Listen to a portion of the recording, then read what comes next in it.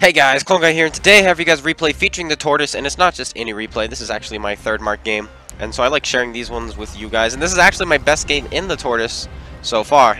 I may not even ever play this tank ever again. Actually, I probably will. If they buff its armor, I'll probably pull it out a couple more times, but we finished the third mark grind, so I don't see really a reason to play it anymore. But here's the game, definitely my most ever damage done in the Tortoise. This is a pretty nice game indeed, and I might even argue to say this could be the highest damage I've done in a tier 9. I'm not sure if I've done more. I can't recall ever doing more in a tier 9, but maybe I have. I might have hit 9,000 before in the Conqueror, but I can't quite remember. Regardless, they put a rock behind a bush, and so we crash into it, and then we fire and miss our first shell. Not a great start, but we'll get there eventually. Now, what's so special about the Tortoise? Well, the Tortoise has the best DPM in the game with 3,500 base DPM, and then if you have it set up how I have it set up with a gun rimmer, vents, and brothers in arms, you have 4,093 DPM, and then if you elect to shoot food, you have 4,271 damage per minute, 400 alpha every 5.62 seconds. It's insane, with a 1.49 second aim time and 0.27 dispersion. It's insane. This thing just dishes out the hurt. And we've done a little bit of damage here. We've had two tanks driving in front of us, and you saw the aim time come into play. Very nice there. Now that's a 257. Very trolly sidearm, and there goes our high caliber.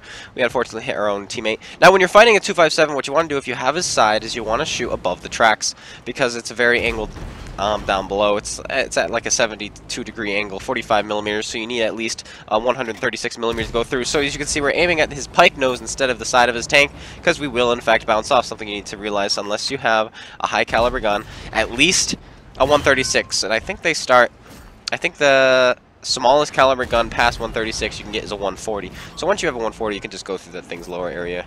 But anyway, we just annihilated that Indian Panzer, and now we're going to be doing the same thing. As you can see, gun traverse, there we go. We had to turn the tank a little bit to get the gun onto his tank, because as you can see, this is not a fully rotatable turret. It is a front mounted, but it's a very flexible front mounted turret. It turns pretty nice to the right and to the left, and it's got 10 degrees of gun depression. As you can see, this guy's armor means nothing. We get shot in the side. I'm not too worried about him, so I'm pulling back just so he can't see us anymore, and the Super Persian gets away. But now we're going to start shredding this 257. It was just a little tier 7 medium tank. We're not too worried about him. We'll go after him later. Got to put a shell in his upper plate because we're looking down. No problem to go through his upper plate with this tank, especially since he was angled a little bit to the left, and we hit him in the ammo rack for a second time. Now he's permanently ammo racked, and now he's just going to be sitting there for quite a bit of the game, because first of all, he's a one hit and he's ammo racked, so he's scared. So now we're gonna go feast on this guy. Fire shot in. No, we missed the shot, unfortunately, on the T-34-1. But we're gonna hopefully be rolling. We're putting another shell into him. Boom! We take out most of his health, because those things don't have many hit points. We can 3-shot him from full health, but we're gonna try to find one blind, and unfortunately we are unable to. Now, the big weakness of this tank is a giant cupola on the top right hand side of the vehicle. If you're looking at it, it's the left side. You can see it's a giant tumor. This is the machine gun port, and it's very weak. It's like 170 millimeters. Pretty much every tier can go through it who you'll be fighting. It's quite annoying because like ISs can go through you, and so on, and T-29s.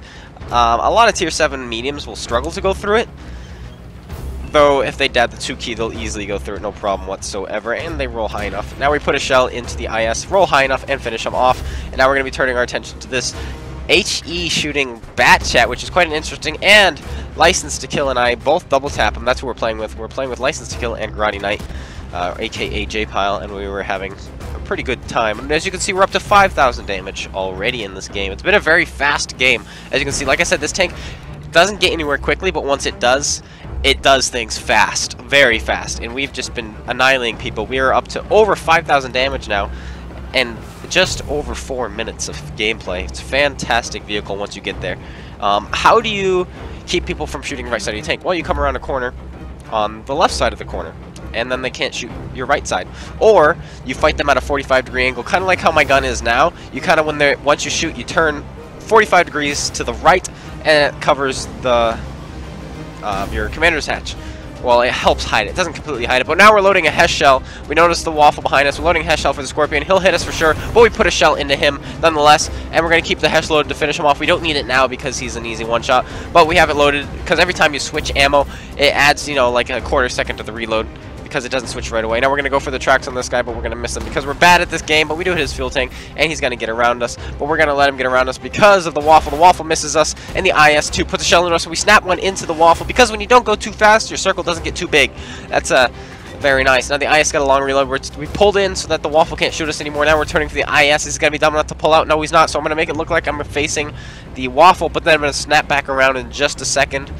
Yes, there we go. He, unfortunately, underestimated the flexibility of our gun, and boom, we snap it into him right there and finish him off. And now we're loading up the Hesh for the Waffle Panzer IV because we have plenty of penetration to go through his anything, pretty much. We fire a shell into his side, shot right above his tracks because that's where his engine is, which is what we hit, and we could set him on fire, and we break his engine there, and now he's a one-hit, and we get a nice lucky shot here as he's pulling away, and it goes in, and we finish him off. Something about these HE shells is that it has 120 millimeters of penetration with 515 alpha. Now there's just one last vehicle left, and quickly I'm going to let you know what kind of DPM this thing has if you're shooting Hesh and you've managed to pen 5,500 damage per minute. If you manage to penetrate your shots with the Hesh, which is what we did to that waffle, we could have killed that waffle almost 4 times. Almost 4 times in 1 minute. Anyway, trying to feather a last shot into this guy, we are unable to, and he goes down. But not before we pick up a Top Gun, and according to this, 8,500 damage in our Tortoise. Not too shabby. Now, granted, this was great matchmaking. There was no artillery, and we were fighting a lot of the small tanks to start with, and then it wasn't until the end. And then the big tanks weren't shooting at us until the end. So, it was very, very helpful. But this thing does feast on lower tiers. There's our third mark of excellence. We make 115,000 credits because of the surplus earn op, and we didn't shoot any premium rounds until the end at that T20 because we ran out of AP. Ace Tanker, and we're up to 95% and 1,800 damage blocked. And we get nice 2,100 base experience points in the Tortoise. Anyway, I hope you guys all enjoyed. If you did, please slap that like button, comment, and subscribe. Make sure you go check out GotADingy's and Space Bandit's YouTubes. Links in the description below. And I also want to let you guys know that there will not be any videos from me for the next 2 days. I'm going to a lodge, but I will be back again on Thursday. So I'll see you guys then. Take care, and peace out.